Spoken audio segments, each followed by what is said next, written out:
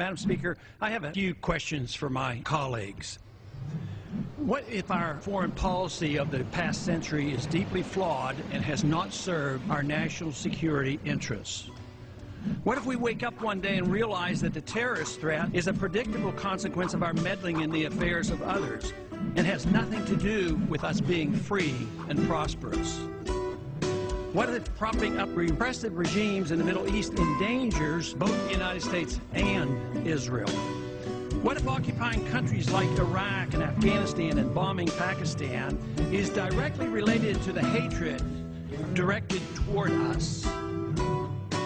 What if someday it dawns on us that losing over 5,000 American military personnel in the Middle East since 9/11 is not a fair trade-off for the loss of nearly 3,000 American citizens, no matter how many Iraqi, Pakistani, and Afghan people are killed or displaced? What if we finally decide that torture, even if called enhanced interrogation technique, is self-destructive and produces no useful information, and that contracting it out to a third world nation is just as evil? What if it is finally realized that war and military spending is always destructive to the economy?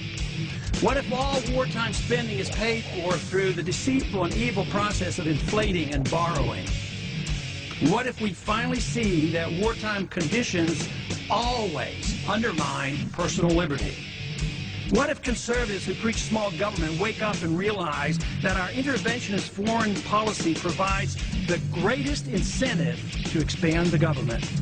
What if conservatives understood once again that their only logical position is to reject military intervention and managing an empire throughout the world? What if the American people woke up and understood that the official reasons for going to war are almost always based on lies and promoted by war propaganda in order to serve special interests? What if we as a nation came to realize that the quest for empire eventually destroys all great nations? What if Obama has no intention of leaving Iraq? What if a military draft is being planned for the wars that will spread if our foreign policy is not changed? What if the American people learn the truth, that our foreign policy has nothing to do with national security, that it never changes from one administration to the next?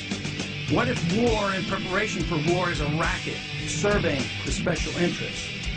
What if President Obama is completely wrong about Afghanistan and turns out worse than Iraq and Vietnam put together?